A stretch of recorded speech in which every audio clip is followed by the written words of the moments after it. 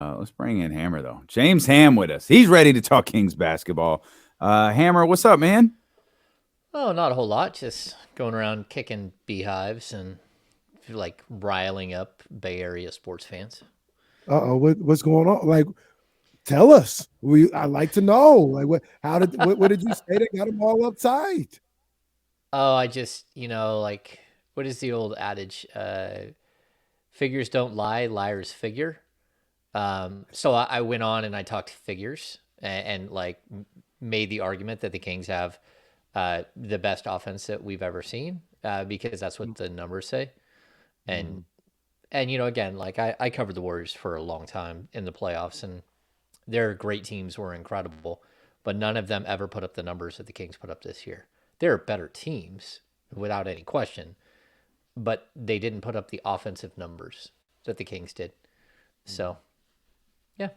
So they're upset because I said that the Kings offense, which statistically speaking is the best offense that we've ever seen in the NBA. Yeah, it is what it is. That's always fun to piss people off. And this is that's kind of what's fun about this series is it's so close to home for so many because and as Kenny and I were talking about, I do understand this. A lot of maybe one-time Kings fans became Warrior fans, or perhaps people who were younger were never Kings fans because the team was a disaster and they gravitated towards the Warriors. It was 10 years ago that the Warriors started to ascend. Like that's a good run. It's been 10 years of Steph Curry. I don't blame anybody for gravitating to that, but the that and the proximity of the two franchises is what makes this so much fun. I do want to ask you this, Hammer, Mhm. because I brought this up earlier. Kenny disagrees. I understand why. There is complete context, so you can listen. I'm not going to read. I'm not going to say everything I said all over again here in asking James Ham this question. You can go listen to it in the first hour of the show. But I think James, you'll understand what I'm asking when I say, are you concerned at all about the way that the Kings closed out the season in the last 4 or 5 games or so? No, not really. I mean, are there some games that I wish they would have played better? If you go back to like the Utah game where they fell flat, that's one thing. Even, the Dallas game, second night of a back to back, maybe. But what we saw from the Pelicans game was like a workmanlike quality to this team that you were hoping to see and you saw it. And so I kind of like I'll go back to that game and just keep pointing to it and say that was the most impressive like full 48 minutes of basketball that I think the Kings have played, and against a very good team that was red hot, that had all kinds of reasons to win that game and the Kings didn't. And so yeah, I'm not super concerned. I mean, you need to take it easy in the final couple of games of the season because you don't want anyone getting hurt. And I mean, we saw it. Whether it's his own fault or not, like the Minnesota Timberwolves are going to be without not only Rudy Gobert for punching a teammate, but Jaden McDaniels for punching a chair. And I mean, that's just dumb for sure, but he's now done for the playoffs. And that team looks totally different with Jaden McDaniels than it does without. And, like if you took that, the Kings don't have a player like Jaden McDaniels that can just go out there and stop somebody. And I mean, that's a huge loss for their defense. And so, yeah, I think it's interesting. We're gonna have to wait and see how they respond in game one. But I'm pretty confident about how this team like went about their business. I didn't love everything, but at the end of the day, I saw plenty of good. Okay. I'll let it go. And I'm not going to bring it up again. It was just a thought that I had to start today's show. Wanted to mention it. It's a Move on it's from it. a it's a valid point. I think it's the 28 second half points that kind of set me off. Like, really? Like, come on. Like, Malik, Trey, like, come on, man. 28 points? They was trying to get out of there. I get it. Let that clock run. Let's get out of here. I get it. Yeah, I mean, there was some Make it ugly stop. basketball. Yeah, would you please? Yeah, that was some ugly basketball, and I think some players really let themselves down. Like, if you're given opportunities at the NBA level, it doesn't come very often. Like when you get an opportunity to be a leading scorer on a team, go out there and play. Go out there and score. And so I was a bit let down by some of what I saw like in that second half, but most of those guys aren't your primary guys. So I don't think it really matters. Okay, so we got a little carried away with Monte Hill. So what we're going to do is we're going to take a quick break. We're going to come back. We're going to settle in, and we're going to talk Kings Warriors with James Ham when we return here on D-Lo and KC, brought to you by Sky River Casino on Sacramento Sports Leader, ESPN 1320.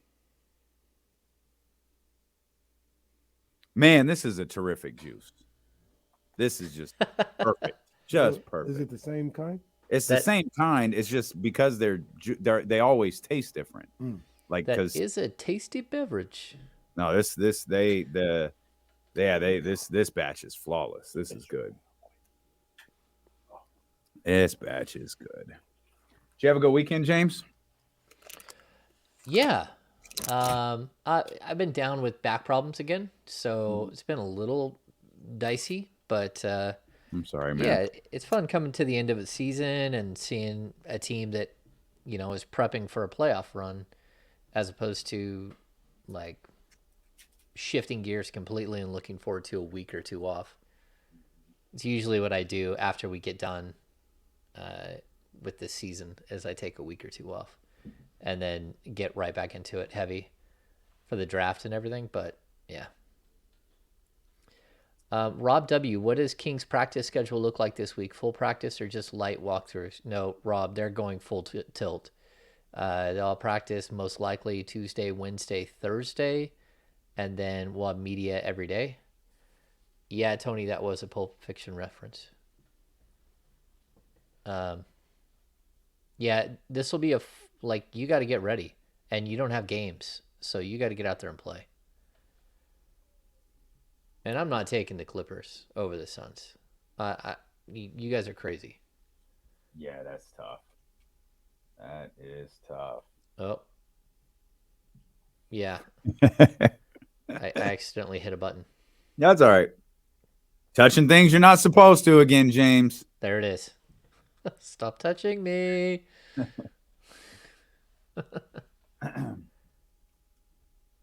Yeah, I'm not taking the Clippers are a really, really good collection of players. They're not a team. And that's a problem. It's like dueling banjos.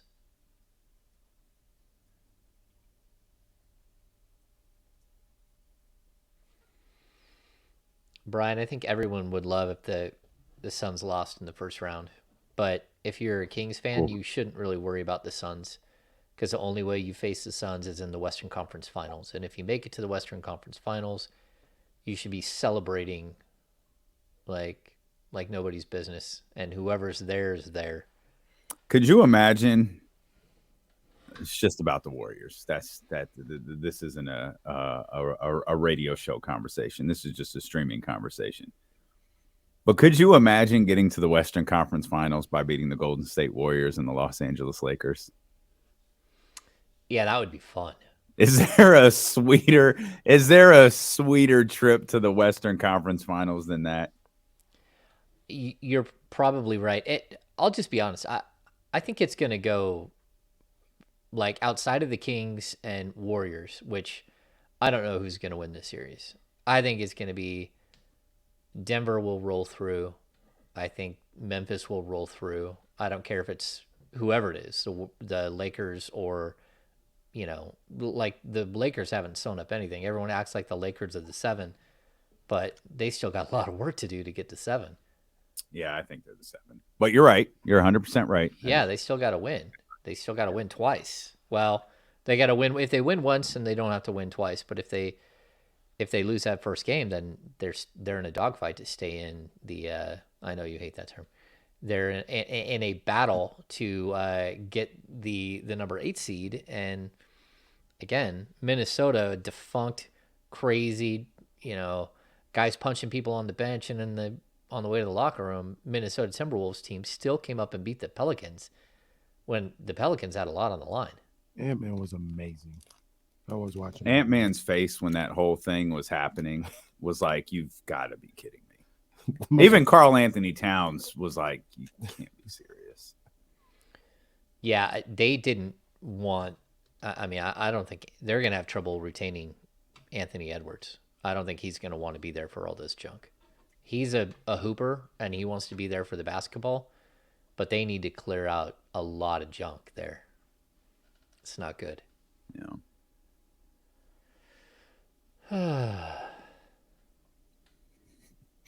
Jack, calm down, man. It's supposed to be like that was the whole point. Hang on, James. Yep.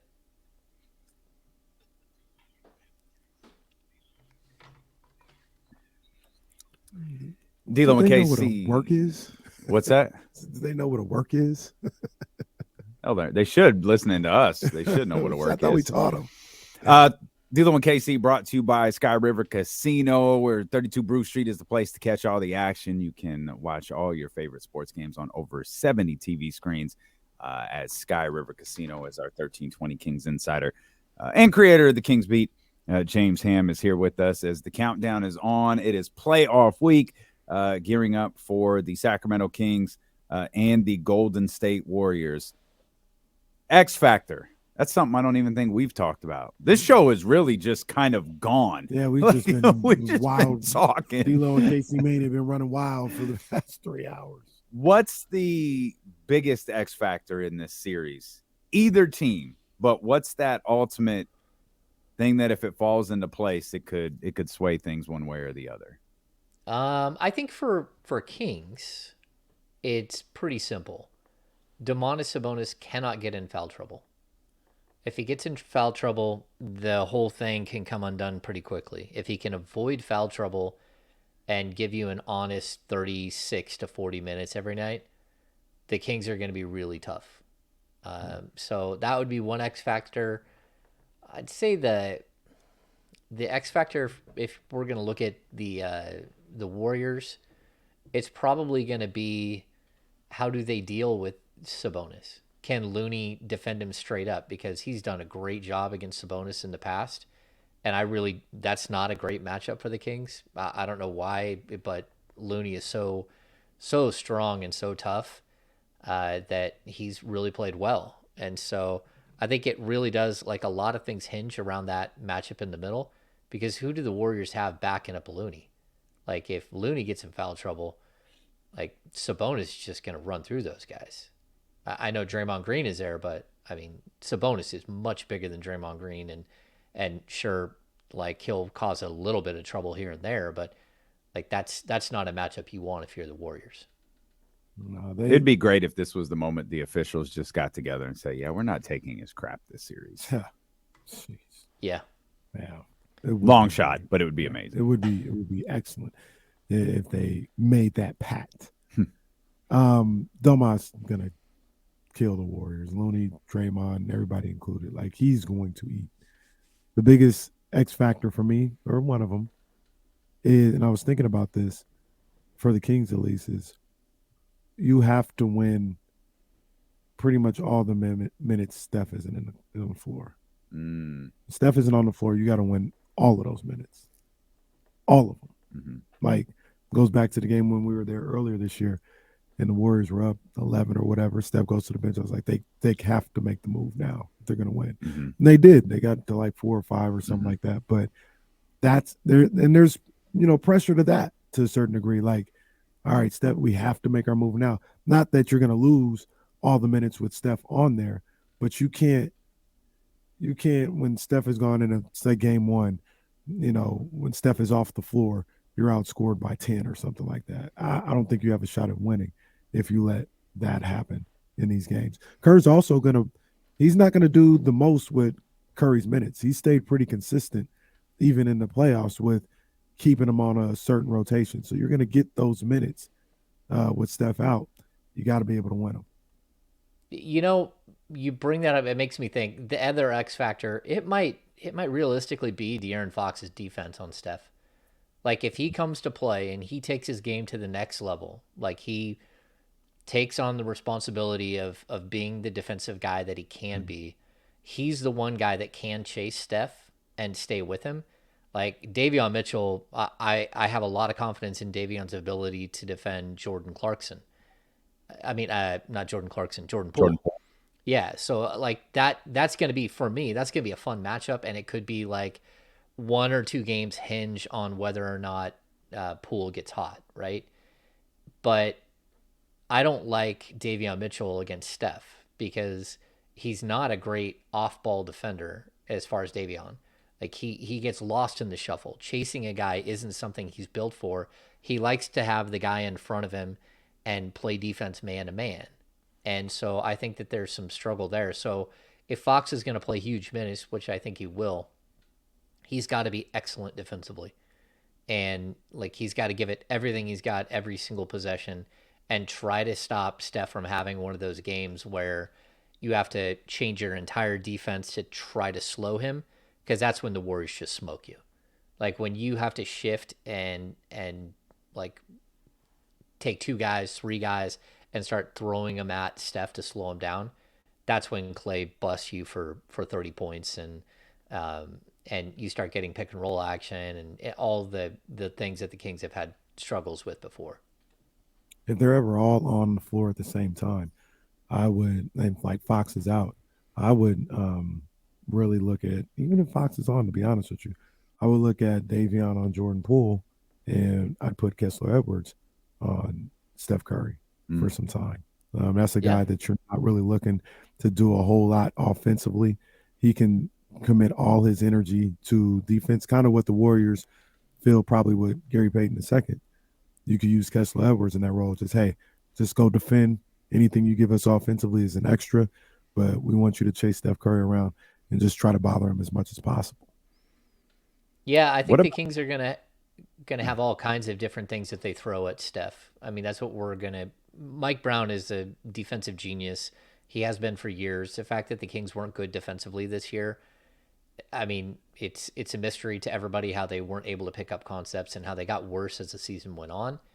But in a 7-game series, like he's going to make adjustments. He's going to have ways to slow down Steph, and like whether it works 100% of the time, maybe not. But like you can't let Klay Thompson like get going, because if you let Klay get going, it's just a long night of chasing your tail. And I don't think there's any way that you'll knock this team off if it's both of those guys going.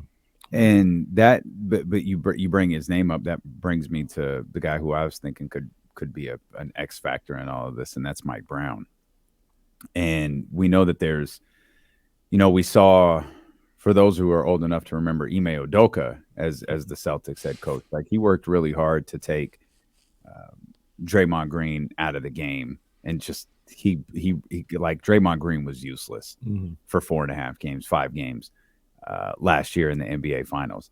Mike knows what Draymond does well, and more importantly, he knows what Draymond doesn't do well, and his ability to exploit that could be a major factor in all of this. Of course, we read Draymond's numbers. Now, they're not as flashy as what Steph Curry has done against the Sacramento Kings this year, but like he's had, especially like in context of a Draymond Green game, he's had big games against the Sacramento Kings this season. So that feels like it could be a really important part of this thing too. Yeah, I think that there are a lot of different. I mean, if you look at the team, the Kings as a whole, like there's never a point where you really don't have 5 scorers on the floor. And that means that everybody has to play defense. And there are times when, again, Looney and Draymond aren't great scorers. So you can shift your defense a little bit to try to take away some of the perimeter action against the Warriors, where the Kings, you can't really do that. You've got the best downhill runner in the NBA and Fox. You've got one of the, a beast in the middle that is not only a great passer, but a really, really strong scorer when he needs to be. And then you have shooters at every position. You cannot leave a single one of the Kings like by himself. If you want to shift and have, Steph Curry defend Kevin Huerter for a huge portion of the game, or even have him shift and go against Keegan Murray. Man, Keegan Murray can go in the post and score. And Keegan Murray can bust you from the perimeter. And Kevin Huerter, he can hit from the 3. he can also get in the key. I mean, he's in the top 20 in the NBA in 2-point field goal percentage. Like, this is a guy who knows how to score. And there isn't one player on the Kings that you can just say, okay, that guy's not going to do anything. Even when you get to the second team, and it's just, if it's just three guys, if it's just Davion and Monk and Trey Lyles, like, two of those guys can really put it up. Like, Trey Lyles, if he can find his shooting stroke, his shoulder's been funky, but I think outside of the final game, the previous two games, he'd really started to find his rhythm again. And Monk is like a huge piece to what the Kings do. He's basically their like a watered down version of Jordan Poole. He just doesn't have the same opportunity that Poole has. But like, I think there are a lot of really, really interesting matchups for the Kings. Even, if they're going DiVincenzo in the starting lineup, like, you got to defend DiVincenzo, but you don't have to defend DiVincenzo like you have to defend Kevin Huerter. Like, just like the 3-point shooting wise, they're not in the same category. Although I'm sure Dante's had a really good season, and he's going to make himself a lot of money, and he's more versatile, and he's a better rebounder, and he's a better defender than Huerter. But on the offensive end, like, you have to defend all five Kings, and that is not always the case with the Warriors. Yeah, no, I agree 100%. And James, I want to know if you and Damian, maybe you saw it too. When they played on Friday, obviously nobody, well, four of the Kings' top four players or whatever didn't play. But did you see on Friday that the Kings it seemed like they played like some 24-hour fitness pickup ball type offense and didn't show the dribble handoff and the ball movement that they were used to. Part of that has to do with the guy who does it best wasn't out there. But I watched them on Friday. I was like, oh, they're not even really running their offense. They're just kind of pick and roll up top, which is not really what they do, all this other stuff. Did you see the same thing, or was that am I just flat out wrong on that? No, I think that they showed some stuff early in the first half, but yesterday they showed stuff early in the first half, maybe even some wrinkles that we hadn't seen before. I was impressed by what I was watching.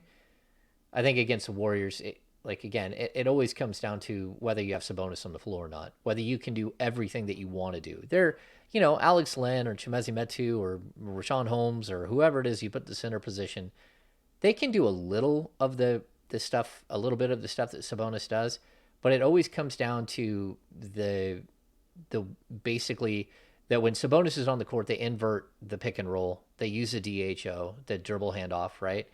And so basically what I'm saying is when Sabonis is on the court, he's the one making all the offensive decisions. When the other big men are on the court, all of that shifts to the guards. The guards are the one making the offensive decisions, and they're using the big man as a screener and as basically a bumper or speed bump in the middle of the court. With Sabonis, it's different. He is that bumper and speed bump, but he has the ball, and he's directing the traffic. So he has, a guy coming off the top that he can drop back to for a 3-point shot. He's got the guy in the corner. His court vision's incredible. He's got the roller. He can go get his own bucket. There are all these different things that Sabonis can do. When you go to the bench, it's a totally different vibe and totally different feels. So, yeah, I mean, that's why I keep pointing to the X factor being whether or not Sabonis is on the court. And again, I think the Kings have a lot of X factors, and and so do the Warriors. The Warriors are they're still the Warriors. Like, we can't just act like they're not going to be the Warriors. The one thing I would say, like the Wiggins situation, it's probably going to take Wiggins a little while to be Wiggins. He missed a lot of time, and I would think that he's going to be really good later in the series or in the second round. He's going to struggle with his place and his rhythm and all that stuff in the first couple of games. I think that might be a bit overblown. But there's something else I think that might be overblown with Andrew Wiggins as well. You're listening to D-Lo and KC on KIFM, West Sacramento 98.5 FM, KRX QHD2 Sacramento, ESPN 1320, always live on the free Odyssey app, live on Twitch, live on YouTube, live on Twitter as well. If you're watching on YouTube, hit the thumbs up, hit the subscribe button as well. We keep talking about Andrew Wiggins. We understand how, what a difference maker he could be alongside Steph Curry. But how much of that is just like reality. Like we have a stat that the Warriors are 14-13 with their regular starting five. Mm-hmm. It was I think sometimes we talk about Andrew Wiggins as if like they were 27-2. And then he got hurt, and then what he just experienced, and it just derailed everything. Like they were 14-13.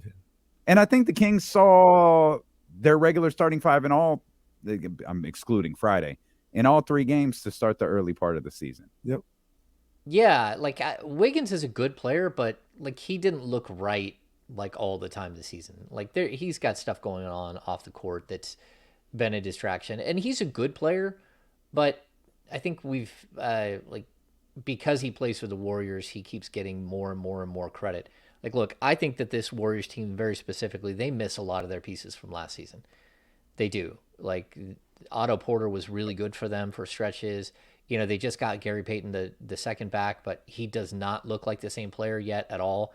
And again, he's a player that you get to the second round, he's going to look a lot different than he does today because he just needs more time in the system. And you're not playing with the same players. Sure, Steph and Clay and Draymond and Looney are there, but the rest of the pieces are very different. Like, and some of these guys, they don't get to play with those players all the time. So we talk like Wiggins, sure, he's played with those guys for a ton. But even Gary Payton, like he was really good off the bench for the Warriors last year, but the bench is totally different. There was no DiVincenzo. Kuminga barely played. Like these are things that he hasn't had time to acclimate himself back to their system and the players that he's now playing with as opposed to the players he played with last year. When you talk about what the Warriors are able to do on the offensive end, does the high screen and roll with Steph Curry and bringing Sabonis out there, does that worry you at all for the Kings? Or is Sabonis maybe a better defender or a smarter defender than given credit for? Like, how do you see that playing? Is that something that the Kings are going to have to figure out, like what they want to do with that? Yeah, I mean, where Sabonis gets in trouble is when his guards and forwards let him down and those let their players get by him, and Sabonis picks up cheap fouls when he goes to help. I don't think he's that bad in space. I don't think he's that bad up top as like a pick and roll or, like defending the pick and roll at the top. The Kings have very strict rules of how they want to defend guys at that, what you're talking about, the high pick and roll, the high screen and roll. They like to push guys towards the sidelines and use the sidelines as a defender.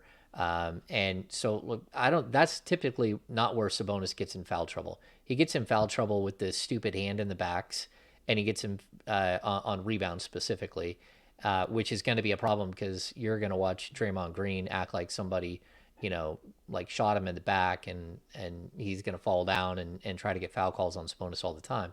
Mm-hmm. But for me, it's really when when the guards and forwards let their guys get by, and Sabonis tries to go over and slow stuff down. That's where he picks up a lot of his fouls. And I bring that up because the Warriors don't really have that big time downhill guy. Like Klay Thompson does not do that hardly at all. There are times where Klay decides to go at the basket every once in a while, but for the most part, he doesn't even like to dribble. Like one dribble and shot, that's fine. That game where he scored 60 but only had like 13 dribbles. Like that's who he is. He's a catch and shoot guy. And if you put a guy on him and leave him on him, you can limit some of that stuff. Jordan Poole might be able to do that every now and then, but he's right. Not a lot of guys that dribble that work off the bounce and do that. The only thing that concerns me about all of it, like a lot of guys, NBA guys, score against the Kings. Now we're talking about potentially elite level scorers. Maybe less so Klay now than before. Jordan Poole's capable of getting baskets. Obviously, we know what Steph Curry can do. Andrew Wiggins had a great run against the Kings in the 3 early games this season. Like we've seen them give up.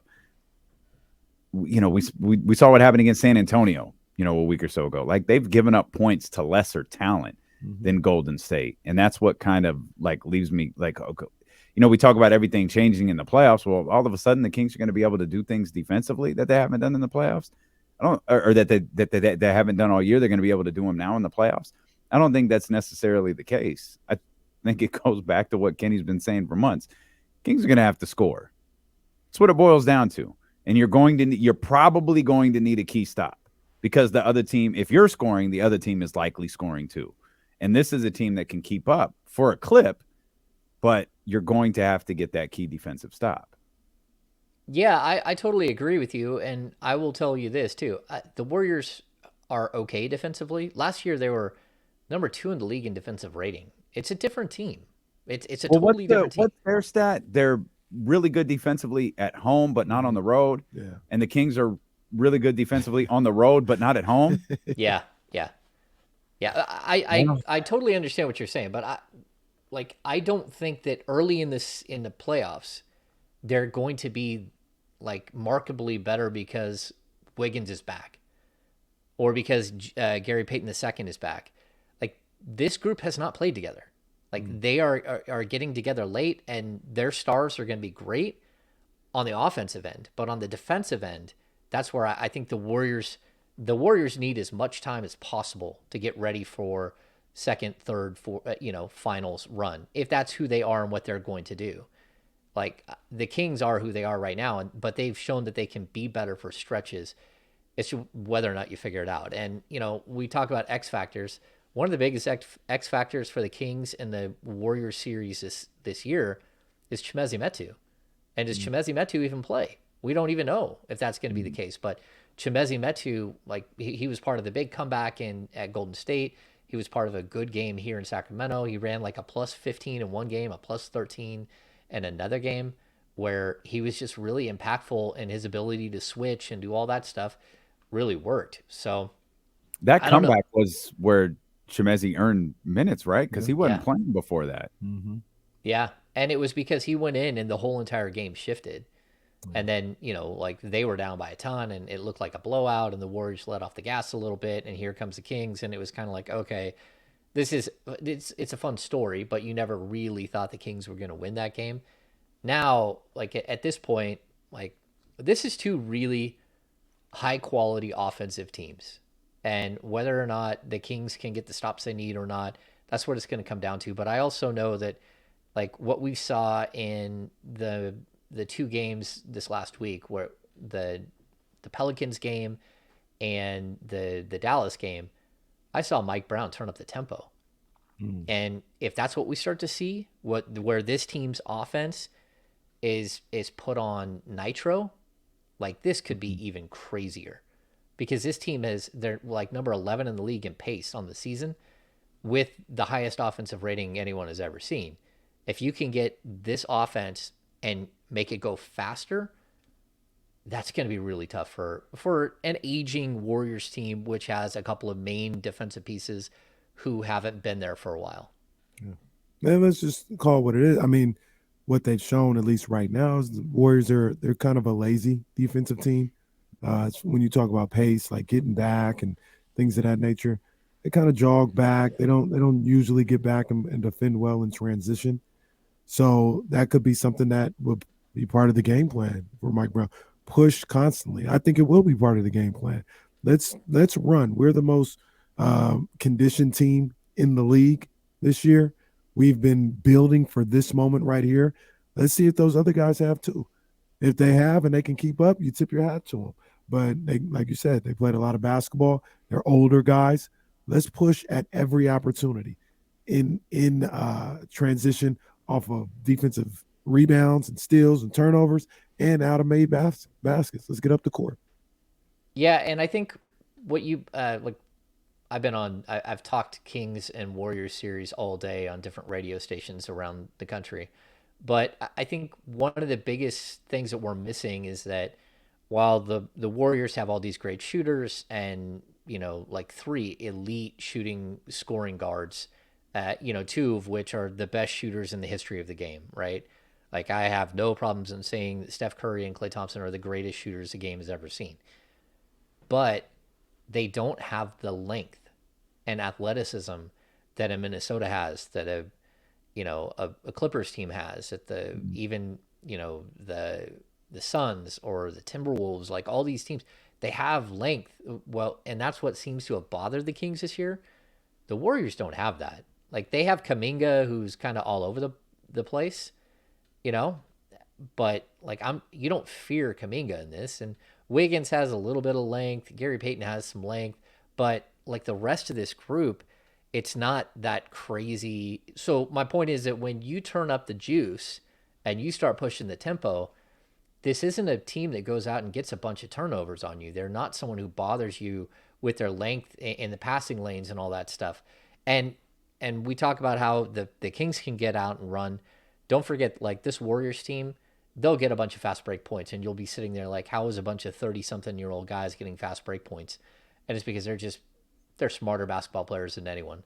They've played more games than anyone over the last 8 seasons, and they're so seasoned and know exactly what they're doing as a unit, is especially that core. So when tough times happen, they know how to rely on each other, and so I think this is going to be a really entertaining series.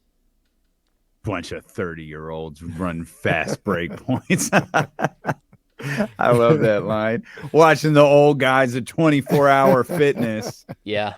Getting their run in. I'm with you, James. This is exciting. Yeah.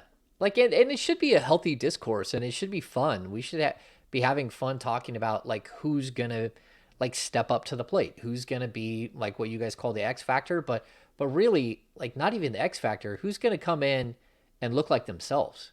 Because, you know, again, if Harrison Barnes is 15 and Kevin Huerter is 15 points and Malik Monk's 14 and you know, Fox is at 25 and 20 for Domas, you start adding these things up, like, it's really tough to stop this team if everyone is clicking. Keegan Murray, 12 points. Like, just start, like, if they come out and play their game and are able to be the team that puts their imprint on the series, then they have a shot to win it.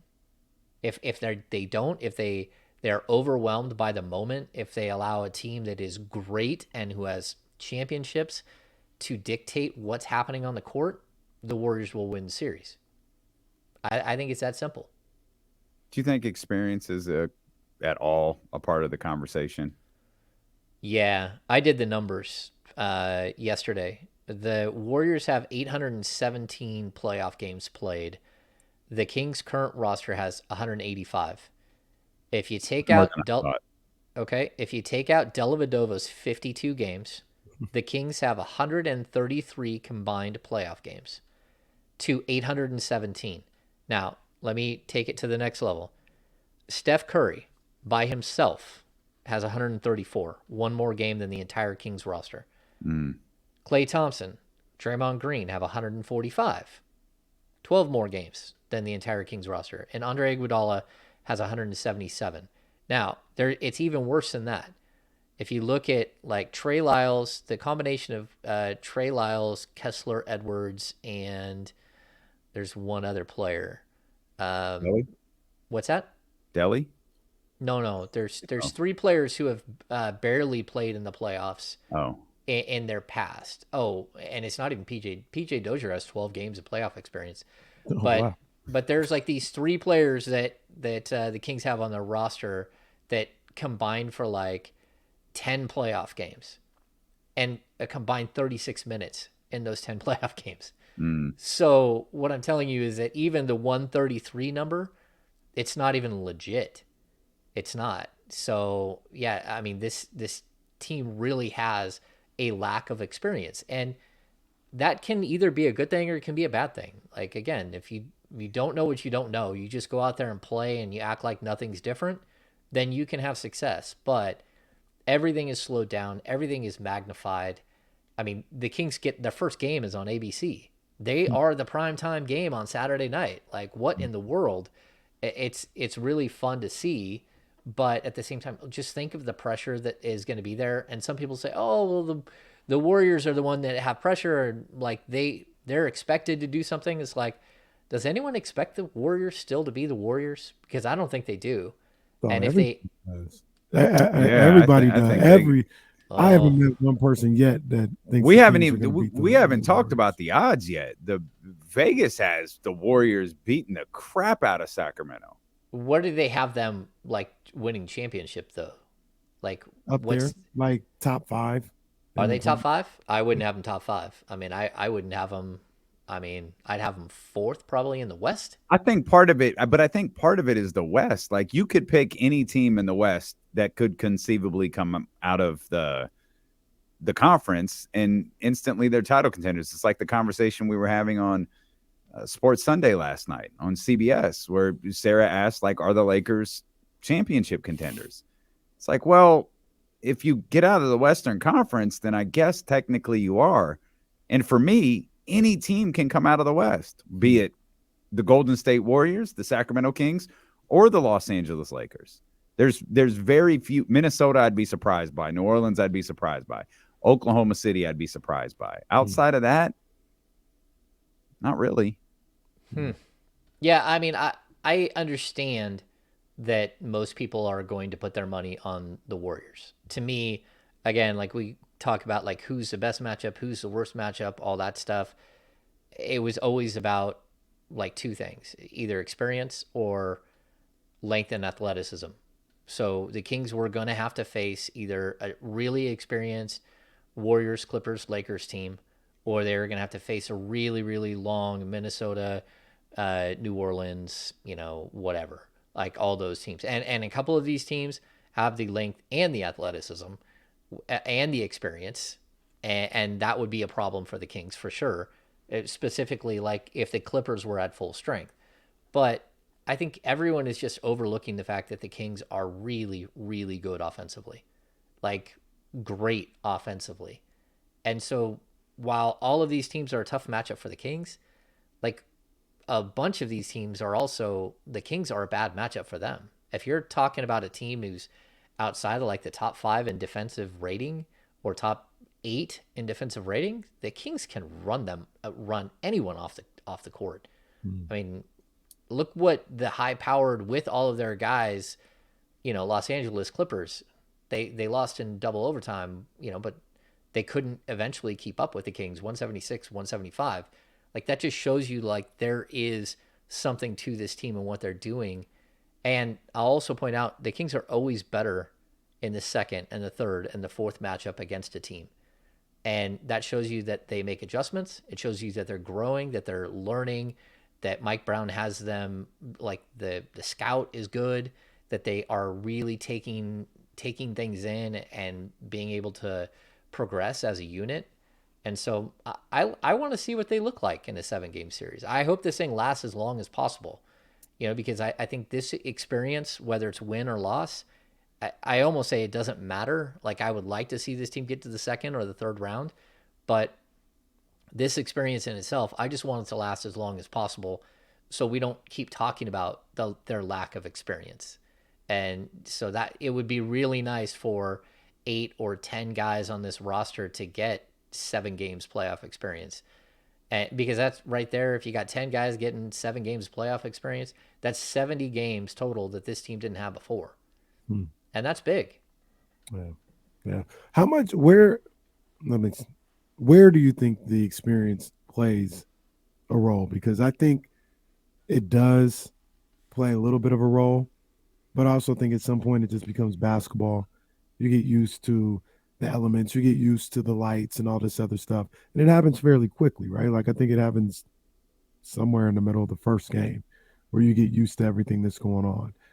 Where does the experience factor, where does that play in for you? Like where could you see Golden State taking them into deep waters and the Kings not being able to swim experience wise? Oh man, I think it's everywhere when it's the Warriors. I mean, like, look, we're looking at one of the most experienced teams that you're ever going to find at the NBA level. Like, how many teams have not only won 4 championships but been to the finals an additional 2 times over an 8-year stretch? Like when they're down 12 points with 8 minutes left in a game, like that's where their experience takes over. When they give up, they get bombed in the first half and they trail by 20 at the half, like they're not done. A lot of teams, like, yeah, they're done. You come out and punch them hard in the third quarter, sure, you got them. But that's not the Warriors. I mean, the Warriors have seen every single scenario ever. I mean, take into consideration, like, what does 817 combined playoff games mean? Like, that is so crazy that you have one team with that many. I mean, that's almost 10 years worth of seasons. I mean, it's literally like, it's 3 games short of 10 years worth of additional experience outside of the 82 game season. That's just, to me, like, experience is nuts. I mean, it's, again, I've written, I'd like to put it in perspective. I've written game recaps for 13 years. Someone else can come in and write game recaps and be really good in season 1. But when you get to season 13, like, your mind thinks in game recaps. Like, you just, like, sit there and, like, all right, I'm done. And someone in year 1, it can take them a half hour or an hour to do their game recap, where I can do it in like 8 minutes. And it's just about, like, doing the same thing repetitively forever, and knowing, like, it doesn't matter what's happening in the game, I can make an adjustment. Other people who haven't been doing it as long as me, like, it's a huge deal to make an adjustment when a guy hits a 3-point shot, next thing you know, you're in overtime. For me, it's 2 words in an intro I've already written that I can change my entire spin on the entire thing. And that's what I mean by, like, the experience of the Warriors. It's just, you can't replace it. Now, there comes a point where experience and age and play style and ability, like, they start to counterweight each other, because all of those games, they came in at a price as well. You know, I remember looking one time at, I think it was Kobe Bryant and Kevin Martin. And at the same age, like, Kobe Bryant had played like upwards of like 400 more games in his life than Kevin Martin at the same exact age. That's just, like, you can't replace it. And it's wild, but, like, I don't, you just have to go out. If you're the Kings, you just have to go out and not worry about that, and just play, and don't get away from your game plan. Just keep going. And even if you're up big, just keep piling it on. Don't let off the gas. It's only 48 minutes. Finish the game and worry about it afterwards. And if they start letting up at all, they're going to be in trouble. And the Warriors could have 1,000 more games experience. If they can't keep nobody in front of them, it don't matter. Like, that's what it gets down to. Look, James, I'm very confident that your post-game recap will be better than Tim Kawakami's. This is your first playoff game, but it's going to be better than Tim Kawakami's, who just did $1 trillion over the last 8 years. Maybe, When but you're good, you're good. Like, yeah, when you're good enough, you're good enough. I got you. Understand what he's saying, but at some point, if you're good enough, it don't matter. To your point, you said, when does it hit? I think there are really only 2 times that it hits. I think they'll feel the moment at the beginning. Mm-hmm. The arena is going to feel different. They're going to know the second they step on the floor, the commercial timeouts, like, everything in the presentation of the game is going to be different. And I think they're going to recognize that. I think that ends early. Everything else is situational. A tie game with 5 seconds left, I don't know that changes, because you haven't done it in the playoffs. Like, you've done it several times this year. You haven't done it in the playoffs, but you've done it several times. You've been in those situations several times. I don't know what's different, because the camera says ABC or ESPN or TNT rather than NBC Sports California. I don't know how any of that's different. No, but I do think at the beginning there's a different. I do think at the beginning there'll be a little. Yeah. Well, the intensity in the building is going to be different. Everything is going to be different. Like, the length of the timeouts, all of these things we talk about, like, when the show rolls through, yeah, it's the same cameras. And a lot of times it's the exact same camera people. But the difference is, like, the game is slowed down by the league in a different way. You know, it's a made for TV scenario where you're sitting there watching everything in slow motion. So, hey, look, I think it's very possible that the Kings come out and they're just a better team. That is very possible.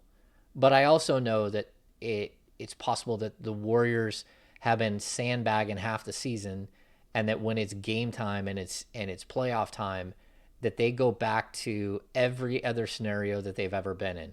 the one year where they were down 3-1 in almost every series. And they just kept coming back and beating teams. Like, I watched them dismantle the Oklahoma City Thunder with Kevin Durant and Russell Westbrook. They were down 3-1 and came back and beat them. And it was just machine-like. They knew exactly what the goal was. It didn't matter how many games it took. They were going to be there in the end. And you just wonder if they still have that, if they still have that ability. But the second you question them, they win a championship like they did last year. And so, like, that's where I'll never count them out. And it's because I've been there for so many of their playoff games that like, you just can't count those guys out. They're so good, and they have big shot takers and big shot makers, and like the Kings do too. But can you do it with all the on and with the bright lights on you? And it's going to be fun to watch. I can't decide if I disagree with everything James just said or completely agree with everything James just said, but it's one or the other. I'm just not sure which. We'll take a minute to try to figure that out, and James will come back with us. You said something interesting there. You said made for TV. All right. Well, what's if this is made for TV? If there's an NBA script, if you will, taking our hearts out of it, what's the best ending? We'll discuss that when D'Lo and KC, along with James Ham, return here on Sacramento Sports Leader, ESPN 1320. Clear. I'm going to start talking like this.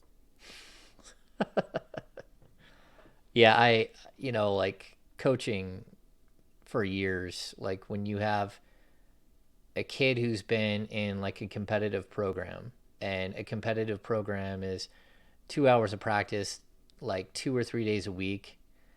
And that's almost, maybe it's 11 months out of the year, but you got a spring season, a fall season. When you're not playing in the regular season, you're doing tournaments. When you're not doing tournaments, you're shifting straight over and playing like indoor soccer.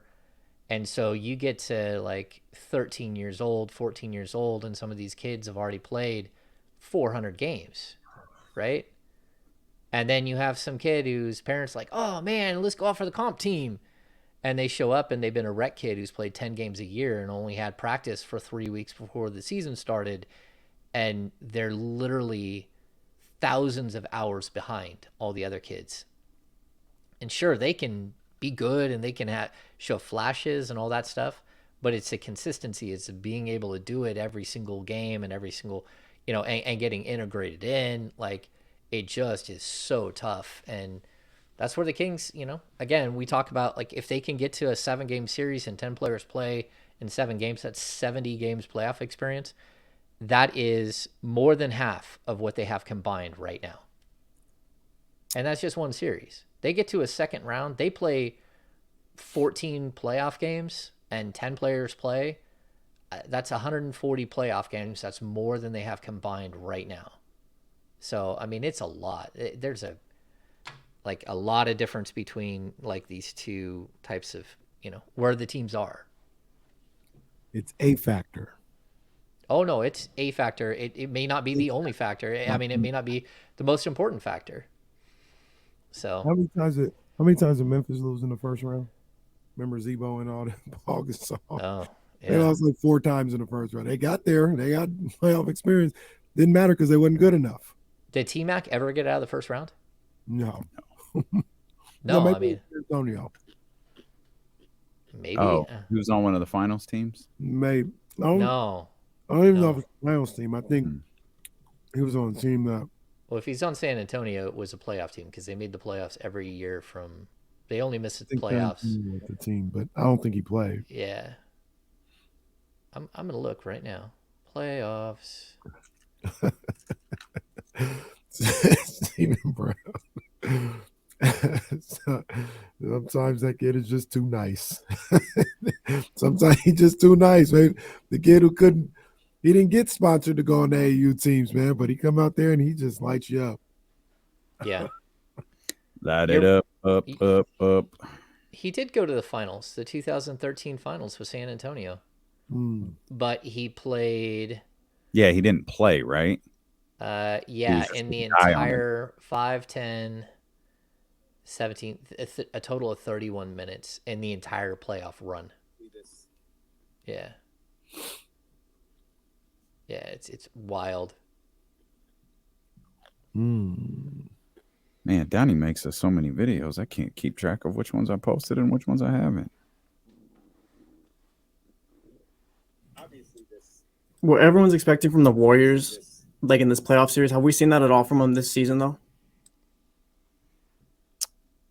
No, Because the Kings, I don't believe we have. The Kings have been the much better team all year. Yeah, I don't believe we have. I think they might be playing their best stretch of basketball right now.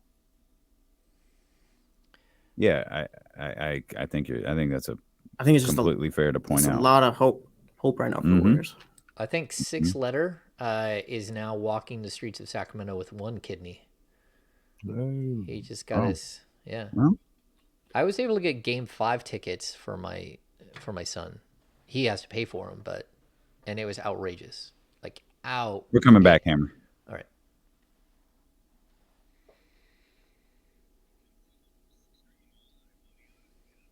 James Ham too has felt the wrath of Ticketmaster in the price of Sacramento Kings tickets. As I believe James didn't get to finish the story, but I believe what James was about to say is he had to sell one of his many boats to get Kings tickets. At least he still has 4 left. He's got 4 left. Yeah. Well, 5 if you count the little one. There you go. Because 5 if you count the little one. Yeah, my son wanted playoff tickets, and I'm like, that's fine. Like, I want him to want playoff tickets. That's good. Like, he wants to be there and all that. It's so much cheaper to just drive down to Oracle or to Chase and go watch the game down there.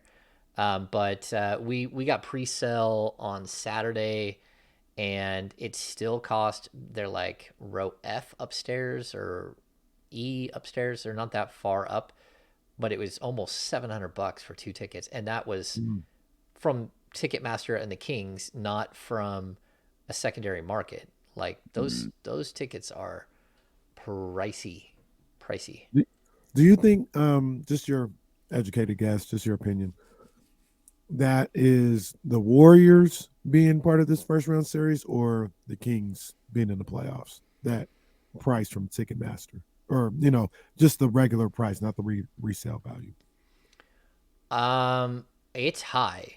Like again, you can. I looked at tickets. You can go for $500. You can get 2 tickets for Game 3 and Game 4 at Chase Center that aren't horrible seats upstairs at Chase. So, and those seats right now are at least $200 or $300 more in Sacramento, and so like figure that one out. But I'd also say, like, why not just go down? Why not just go down to Chase Center and watch the game? It's not that far. It'd be a great night of having a good time and all that stuff. And the more fans in the building for Sacramento, the better. Yeah, I mean, it's only going to go up from here, though. Like round 2, I don't even want to know what round 2 is going to look like price-wise. And again, once we get to the finals, oh, you can look at the tickets that they're selling right now and just understand, like, right away that the fans in the Bay Area, they just expect their team to make it to the second, the third, and go to the finals. So that's why you can go and buy. I mean, they still have like seats that are available for the game. It's not a sellout. Those aren't even secondary market seats for Chase. So I don't know. That's kind of like the mentality right now is everyone is just overlooking the Kings, whether it's Vegas or whether it's Bay Area talk show or people on social media. Like, I'm not counting out the Kings, not at all. Like, I'm intrigued to see how they respond. Like, this is just another like social experiment. It's just like, how do they react? How do they handle it? How do the pressure, the stress, the changes in everything? How do you deal with it? And we'll see. You mentioned Storybook a few minutes ago, and I'll ask you, there's probably 2 like unique looks here in the sense that with Sacramento, maybe this is the beginning of something new. Maybe this is the beginning of the league's new hotness. In Golden State's case, maybe it's the end of something. Maybe. What is the storybook finish? I know what it is for us. I laid it out during a previous commercial break. Imagine the Kings getting to the Western Conference Finals by beating the Warriors and the Lakers. Oh yeah. That's the storybook. But let's take us out of it from a television standpoint, from an NBA standpoint, from a script writer, if you will.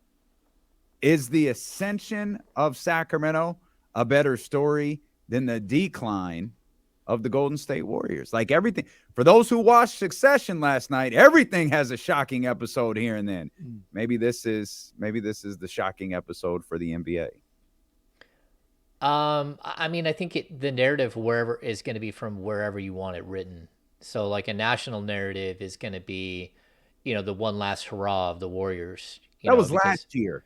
Yeah, that was last year, and that's what I'm glad you said that, because the Warriors were not better than the Boston Celtics. Doesn't matter. They won the NBA championship. Yeah. They weren't better. That was their last hurrah. Right. That was the story for them. Steph breaking the record, crying on the court, winning the title, crying the way they did. That's the storybook, not this one. Exactly, which answers the question for you. In my opinion, it's the Kings winning. I actually think it is. It's the handoff. Yeah. It's the torch going from one Northern California team to the other. That to me would be the storybook.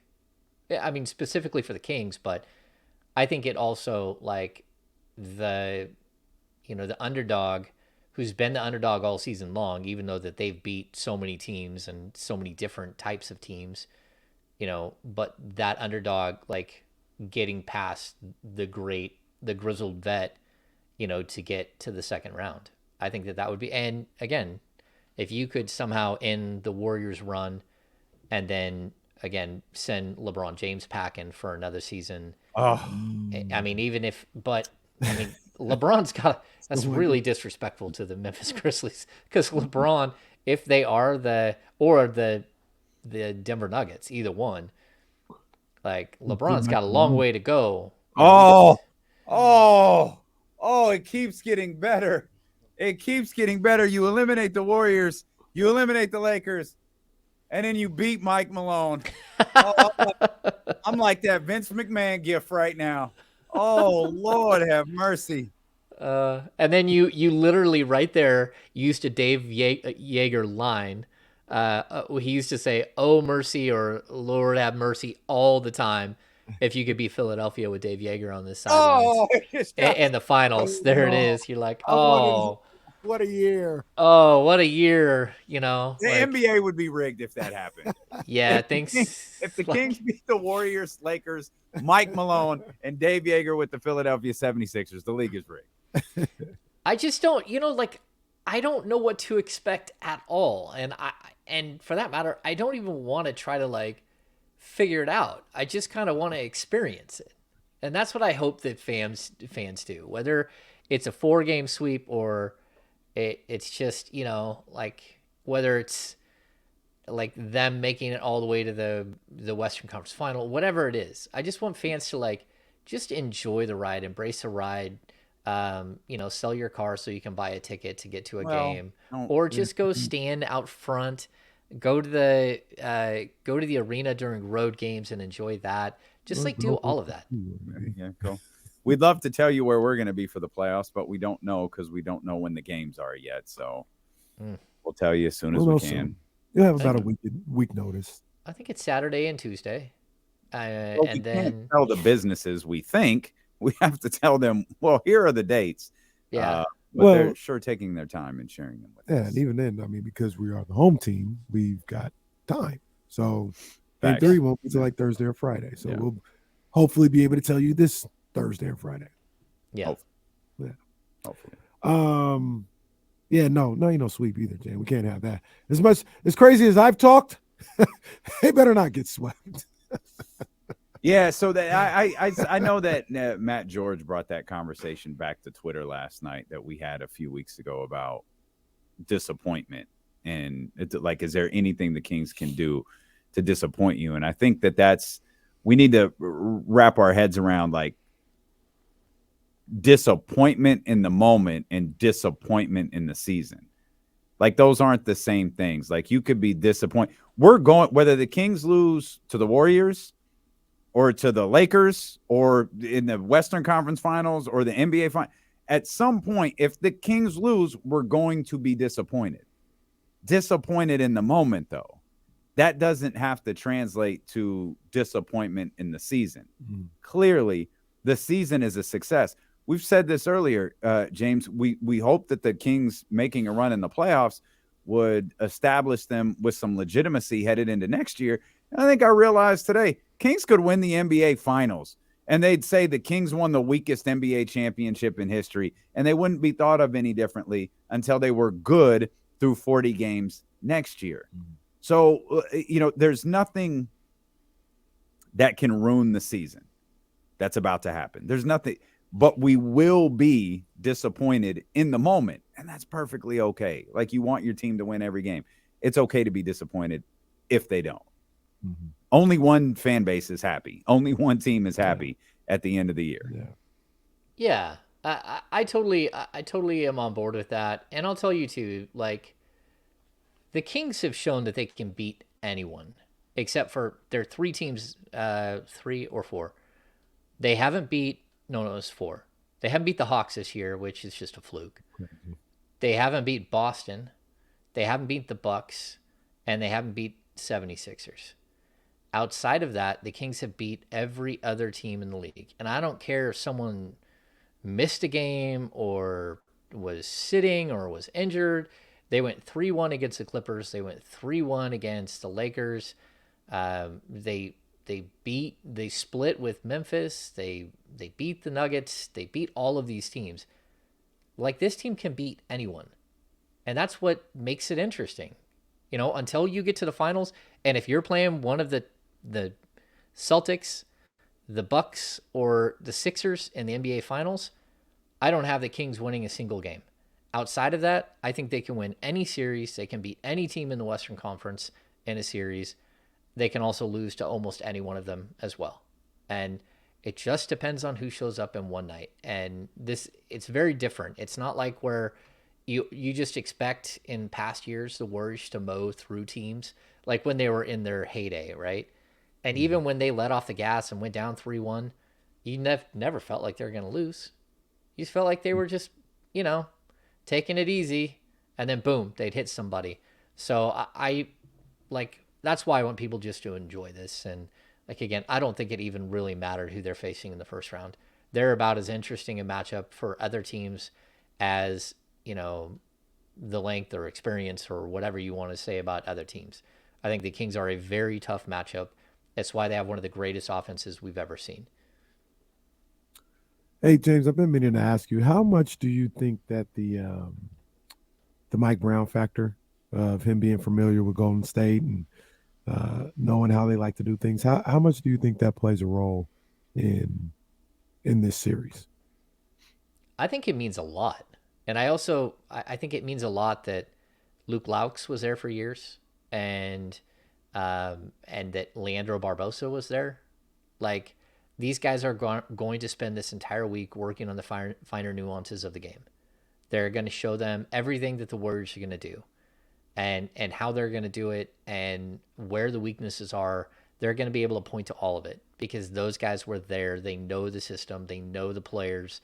They know what they like to do and what they don't like to do, and how you can, use tendencies to slow somebody down. At the end of the day, like, you're still dealing with like 3 Hall of Famers on the Golden State Warriors. And we saw it with Kyrie. It didn't matter what you did, Kyrie was going to beat you in that Dallas game. I mean, he just walking down the court, pulls up from 35 feet and clean, walks back to the other end. Like, there will be a game where Steph does something that's just absolutely unstoppable, and you're just sitting there in awe watching greatness. And that's because he is literally one of the greatest players to ever play. And there's nothing you can do about it. And there should be no one should feel bad about it or anything else. At a certain point, you just have to sit back and marvel at someone doing something that's outlandish and great. And the deal is, you can't have 3 or 4 of those games if you're the Kings. You got to limit it to 1 or 2. He can have good games. He can't have great games every single night. And that's where I really think that, like, you just kind of got to step back a little bit, because again, like there's something special about Steph Curry and what he does on a court. And it's just like he's revolutionized the game as well as any player, as well as Wilt or Michael Jordan. He's changed the game as much as anyone else. And like we need to appreciate that, even if it's as a Kings fan sitting there or as a media member sitting there that's watching something. Just enjoy the greatness that is Steph, even if it is a tough to watch against your team. Is anyone else on the Warriors still capable of doing what Steph can do? Like those types of moments that you were talking about right there. Is there anyone else who can still do that on the team? Yeah, I was surprised to look at the stats. Klay Thompson had a really good season. Like, talk about finally healing up from 2 major surgeries. I think he's played really, really well. He made over 300 threes. I think it's only the 4th time in NBA history. Like, that guy's still putting up numbers, and you just can't leave him at all. Someone has to just mark him and stay with him the whole time. Did. Mm-hmm. Yeah, like you forget how good of a season. And for that matter, Jordan Poole, they have 3 guys who average 20 points, but they also have, like, everyone's so excited because Keegan had 205 threes and Kevin Huerter had 205 threes. Like, Jordan Poole had 214, and he was 3rd on his team. So, like, this team, like, that's crazy. But the counter is that the Kings have led the league in 2-point field goal percentage. Like, this team can get easy baskets at every moment. And it's just whether or not that they play to that and they're able to basically beat the Warriors at their own game. Just play the beautiful game, just make it more beautiful and beat them. Yeah, I slept. That's me. No, Klay had a heck of a season. What do you average, like 22 a night or something like he that? Averaged 21.9. I'll give you the 22, but 87.9, 41% from 3, 43% from the field. Yeah, Klay was balling this year as far as offensively. Yeah. 69 games. Yeah, nice. That's a good number too for him. Absolutely. To play 69. He's going to be a factor. I think he's not the same player, that he was obviously after the 2 injuries, but I think that makes him a little more stationary. Not the defensive player that he used to be, which is going to make I think it's going to make Steve Kerr have some decisions to make. Am I going to go with more of a defensive squad with Gary Payton II out there? Or am I going to leave Klay out there because he's a better offensive player, but he's got to run around with De'Aaron Fox. He's got to run around with Kevin Huerter or Malik Monk or something like that. And that could hurt us on the defensive end. So you talked about a little bit earlier, James, what the Kings do on offense, that alone is going to put the Warriors in some positions that they're going to have to make some decisions about. Yeah. I mean, the Warriors led the league in assists. Like, we talked about how good the Kings were, passing the ball this year. The Warriors averaged 29.8 assists per game. Like, and they don't have a bunch of guys who score, though. That's the key. They've got their 2 main guys that score a ton, and then they've got Jordan Poole, who is the bench guy who's scoring a ton. But outside of that, if Wiggins isn't Wiggins, Wiggins averaged 17 points a game, but outside of that, they don't have another double-digit scorer. Like, you can play these guys straight up if you can slow down Steph and Klay. But, like, teams have been thinking that for the last decade, and it hasn't happened. So you just wonder, again, like the age, how much they've been through, all that stuff. But early, where I think that Wiggins and Gary Payton II will get better as time goes on. I think that Klay and Steph might fade a little bit down the road, but, like, again, these guys know how to save it. They know how to play in the biggest moments. You know why I'm having a trouble, like, buying into the Warriors? They didn't sign TT yesterday. That explains everything. The Lakers. TT was out there. The Lakers, after months of begging the Lakers to sign him on ESPN, they finally did. Clutch Sports landed TT a contract with the Los Angeles Lakers. So it's probably curtains for the rest of the Western Conference. That was the move. Shame on us for waiting 3 hours and 51 minutes into the show to bring this up. But TT is back in the league, much to the delight of his kids. That was the move. All of them.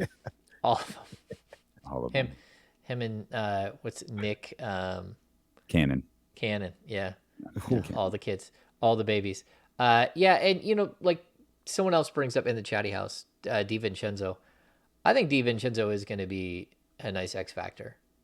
He is a 40% 3-point shooter.